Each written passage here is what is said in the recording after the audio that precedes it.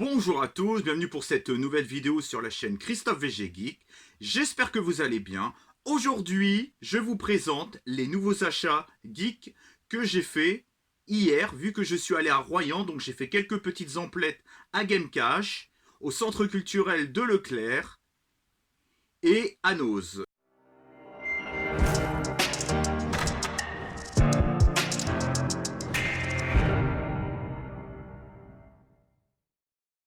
C'est vrai que dernièrement, je vous avais fait que des petits let's play, mais vu que j'avais rien acheté de spécial, j'avais juste acheté 2 ou 3 petites bricoles, c'était le moment de vous faire une petite vidéo face cam pour mes retours achat geek.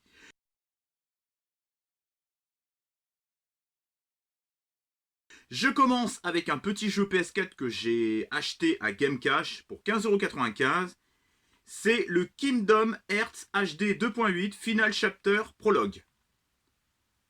Donc c'est avec tous les personnages de Disney, donc c'est un RPG, action RPG, avec tous les personnages de Disney mélangés avec d'autres jeux de d'autres licences japonaises. Donc je n'ai jamais fait cette licence-là. Alors ça reprend le Kingdom Hearts Dream Drop Distance HD, donc c'était sur le portage de 3DS, il me semble. Il y a une nouvelle petite aventure qui dure environ 3 ou 4 heures, c'est Kingdom Hearts 0.2 Birth by Sleep. Et il y a une petite cinématique, moi je le considérerais plus comme un film, c'est Kingdom Hearts Back Cover. Parce que pour moi une cinématique c'est plus en lien dans un jeu. Alors que là c'est en dehors du jeu, donc pour moi c'est plus un film qu'une cinématique. Donc je vais le tester, dites-moi dans les commentaires si celui-là il est bien. Alors je sais qu'il est sur le portage DS, il y a une nouvelle petite aventure et il y a une espèce de cinématique film en troisième lieu. Et je sais que le portage sur DS dure environ une quarantaine d'heures de vie.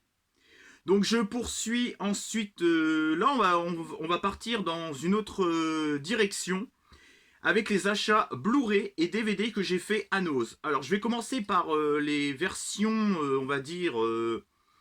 on va commencer par les films les plus geeks vers les moins geeks. Donc il y aura des films beaucoup moins geeks que d'autres. Mais il y en a qui restera quand même dans la pop culture. Je me suis pris le X-Men Day of Future Past. Donc apparemment c'est le meilleur de la saga et je l'ai acheté 1,99 €. Je ne l'ai pas vu, moi je crois qu'il me semble, si je dis pas de bêtises, que j'ai vu que les 2 premiers X-Men. Donc c'est vrai que j'ai beaucoup de retard. Je continue avec... je vais vous faire voir un petit achat que j'ai fait à Leclerc. Alors là, j'ai payé plein pot, j'ai payé 14,99 €. C'est Aquaman. Aquaman ou Aquaman. Plutôt Aquaman, ouais, parce qu'Aquaman... Alors, c'est pour moi l'un des meilleurs films de super-héros de chez DC qui a été fait ces dernières années. Je trouve que esthétiquement, c'est bien fait. Il y a un petit côté kitsch voulu de la part du réalisateur qui m'a bien plu. L'esthétique et tout, il y a un petit côté horrifique dans les abysses et tout qui est vraiment superbe. Le scénario il tient la route. Les acteurs, il y a le duo avec le Aquaman et l'actrice en plus qui est super jolie. Le duo fonctionne très bien. C'est esthétiquement, il y a des effets spéciaux quand ils sont en Italie et tout qui varient de paysage en paysage. Je trouve c'est vraiment magnifique. Avec un bon petit scénario qui tient la route, qui tient en haleine, avec un bon rythme de croisière. Il n'y a jamais de temps mort. Visuellement, vraiment, on en ramasse, mais vraiment plein la gueule du début à la fin. Et j'ai trouvé cette histoire touchante, drôle, bien tournée, bien ficelée, avec un petit côté, vraiment un petit côté dans les abysses et tout, que j'ai beaucoup aimé ce film, quoi. J'ai pu tous les arguments pour vous parler de ce film en tête, mais c'est vraiment l'une de mes plus grosses claques de fin 2018, enfin même de 2018 tout court, et je vous le recommande vivement, et d'acheter le Blu-ray, et évidemment de le voir. On repart sur du Noz. J'espère que l'éclairage est pas trop mal, parce qu'il commence à faire nuit, mais j'ai mis ma lampe au-dessus, donc je sais pas ce que ça va donner comme effet. Alors là, on part sur un film, c'est plus pop culture que geek, quoi. C'est Kramer contre Kramer, un film de Robert Benton que j'ai eu pour 3,99 €. Alors là, c'est une version Blu-ray very classique. Et je n'ai jamais vu ce film. Je n'ai jamais vu ce film de ma vie. Et pourtant, c'est un classique du cinéma. C'est avec Dustin Hoffman, Meryl Streep Et ça a l'air d'être un drame assez poignant et je n'ai jamais vu. Et la jaquette, je la trouve vraiment soft, vraiment propre sur elle, quoi, on va dire. C'est très épuré, quoi, comme jaquette. Jaquette cartonnée, mais je la trouve vraiment pas mal. Donc je n'ai jamais vu le film, donc dis-moi dans les commentaires ce que vous pensez de ce film. Je vais un petit peu accélérer. Là je me suis pris une petite série, c'était avec Bruno Dumont. Non, ouais, je crois que c'est Bruno Dumont, c'est celui qui était dans Groland sur Canal+. Donc là ils ont changé de nom, je crois que ça s'appelle le Zapoy maintenant.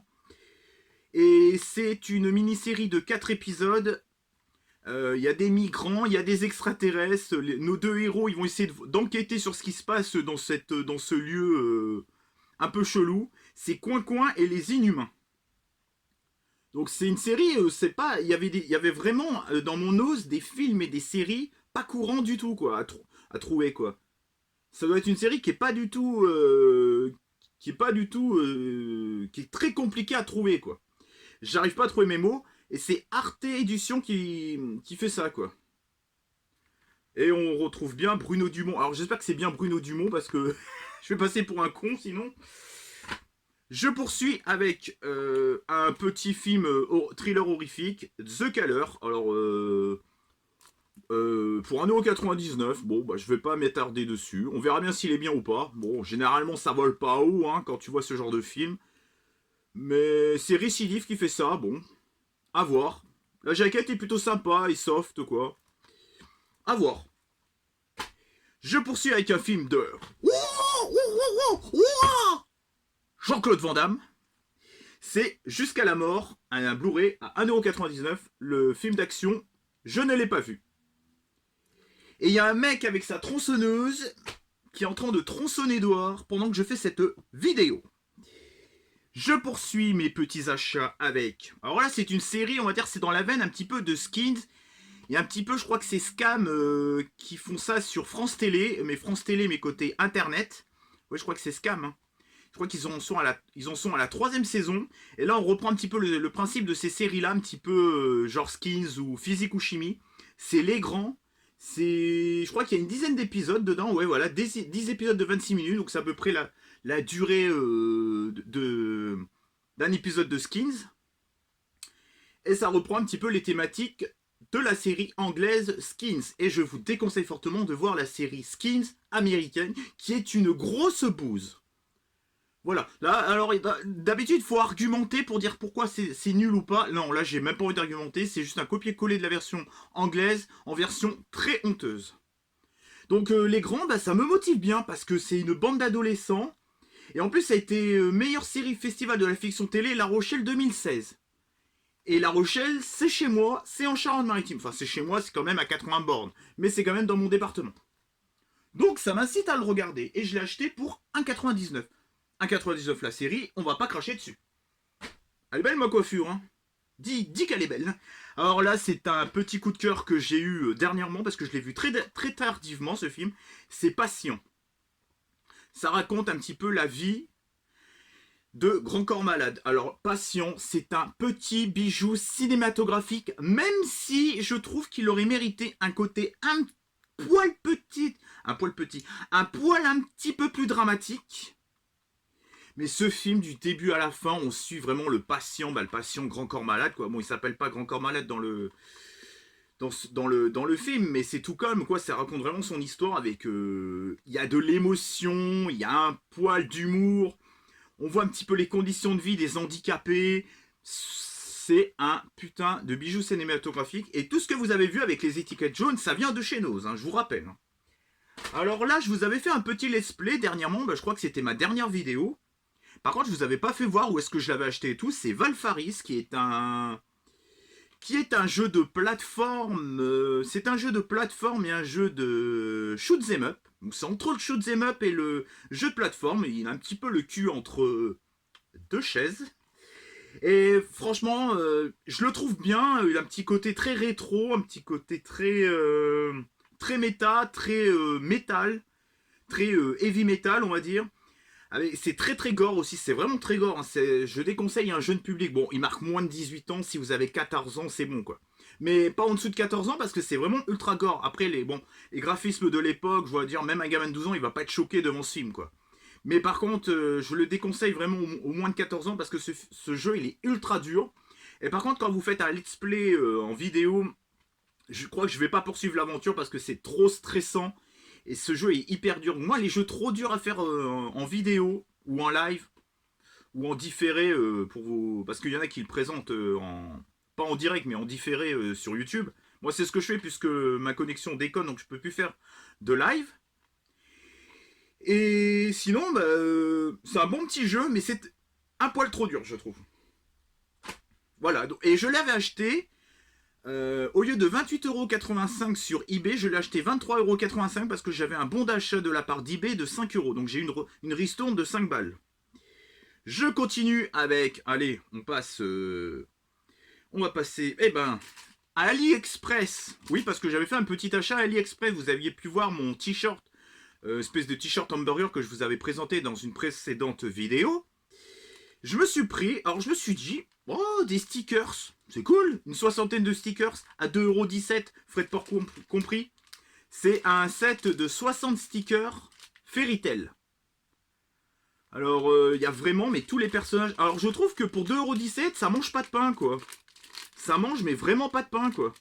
Alors, il y a quelques petits fanarts, ils se sont fait des petits délires et tout. Bon, il y a Natsu, il y a Happy, il y a Lucie. Bon, je vais pas tous vous les faire voir, hein.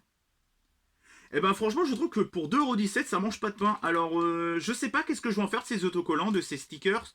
J'aimerais bien faire une sorte de tableau et les mettre tous sur un tableau. Je sais pas ce que ça peut donner.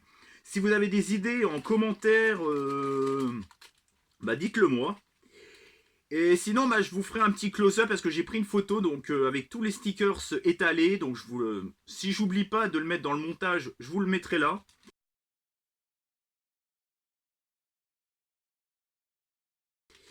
Mais franchement, pour 2,17€, je trouve que ça mange pas de pain, quoi. Franchement, là, on a Ezra. Non, c'est Ezra, hein, je crois. Oh, je me rappelle jamais comment elle s'appelle, la pauvre.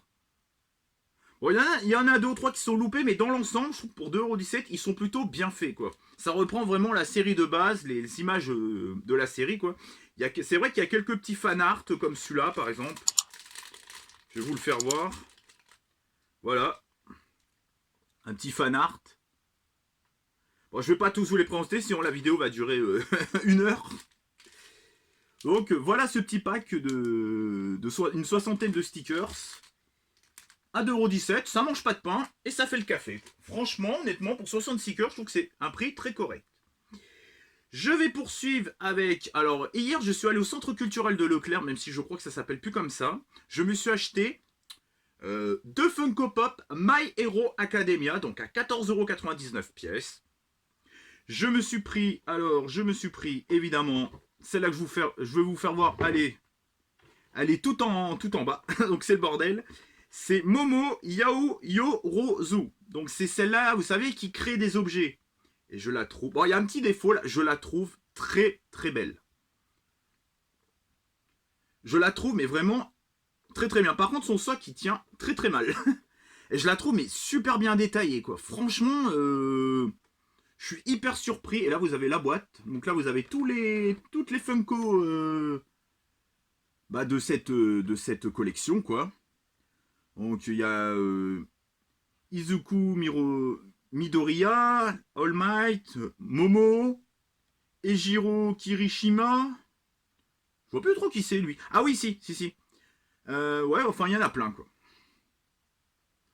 Et je la trouve mais vraiment belle et bien détaillée, quoi. Franchement, c'est une très très belle pop, quoi.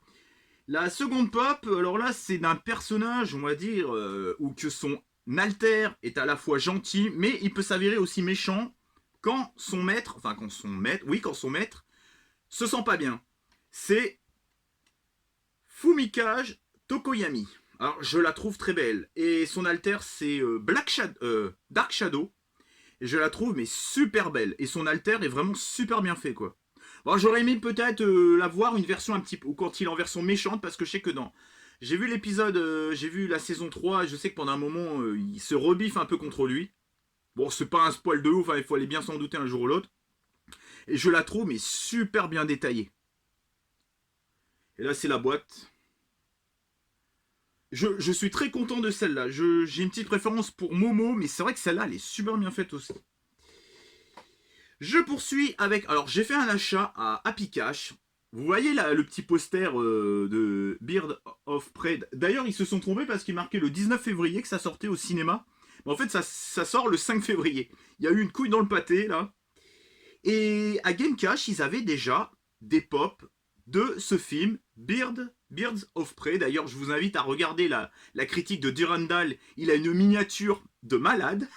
Ah, m'a fait trop marrer sa miniature.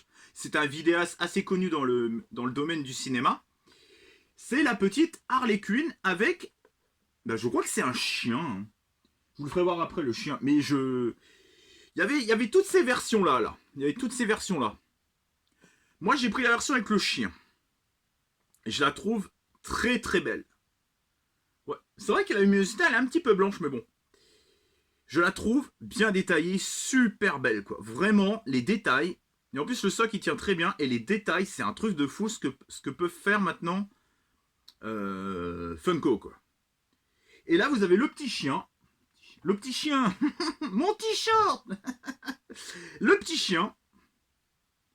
Je crois que c'est un chien, mais j'ai pas vu dans la bande-annonce ni sur Google. Je sais pas ce que c'est que ce petit chien là, avec une jupe et tout. Avec un œil complètement explosé. Alors ça a l'air d'être marrant. Et le film, moi, il me motive de ouf. En plus, il a l'air d'être esthétiquement pareil. Et l'humour, ça a l'air d'être pareil qu'à la Suicide Squad. Donc moi, ça me branche de ouf ce film. Dites-moi dans les commentaires si ce film, vous l'attendez ou pas. Je le verrai peut-être pas au cinéma, mais je le verrai chez moi. Ça, c'est sûr et certain. Et là, pour terminer ce tour de mes achats geeks, je me suis tapé un délire à Game Cash. Donc ces trois pops c'était 14,99, que ce soit à Leclerc ou à Game Cash. J'adore en ce moment regarder la série Samantha Oops. Alors c'était une vieille série des années mi-2000, donc vers 2005, avec les deux travestis qui étaient déguisés en travestis. Y a Samantha et Chantal. En ce moment, je suis à fond dans les épisodes. J'avais regardé avant, mais j'ai repris la série. Bon, pas dans l'ordre. Hein. Tu regardes pas la série dans l'ordre, tu t'en bats un peu les coronesses, quoi. Et je vais me faire striker en Espagne, moi, avec mon gros mot. J'ai vu dans la vitrine à Game Cash qui vendait le jeu Samantha Oops, mais c'est la version DS, mais le jeu il est en loose. Et pour 3,95€, c'est un party game, et je suis tombé sur ce petit jeu Samantha Oops sur Nintendo DS. Et ben je me suis dit, je vous le prends pour la blague. Et j'ai demandé au mec, est-ce que vous pouvez me mettre un espèce de truc pour pas le perdre. Il m'a offert cette petite boîte DS. Alors c'est ma première petite boîte DS avec une espèce de petite une petite fée dessus. On dirait un petit peu, bon, je sais pas, c'est assez girly. Et je suis très content de posséder ce petit jeu. Et si en brocante je trouve le boîtier, je le prendrai. Et franchement, c'est mon premier jeu en loose parce que les autres sont que en boîte. J'aime pas trop le loose, mais là je me suis dit, bon. Ça va, c'est pas un jeu non plus de ouf, c'est pas un RPG ni rien, donc bon. Voilà, je l'ai pris et je suis très content de mon petit achat délire de cette vidéo, quoi, de ces achats geeks. Alors j'espère que cette petite vidéo retour de vide-grenier vous aura plu. Pensez à commenter si vous avez des choses à dire, qu'est-ce que vous pensez des films et des goodies et tout que je vous ai présentés. Pensez à partager sur vos réseaux sociaux respectifs, sur Discord, sur Facebook. D'ailleurs, je suis sur Discord. Hein. Il y a le lien dans la description, même si le lien il déconne, je ne sais pas trop ce qui se passe. Et n'hésitez pas à liker, parce que c'est toujours sympa quand même je vous présente une vidéo, c'est quand même sympa d'avoir en retour un petit like de votre part. Et pensez à activer la petite cloche. Passez une bonne journée. J'espère que cette petite non, je couperai pas au montage. J'espère que cette petite vidéo vous a plu. Ciao et bonne continuation.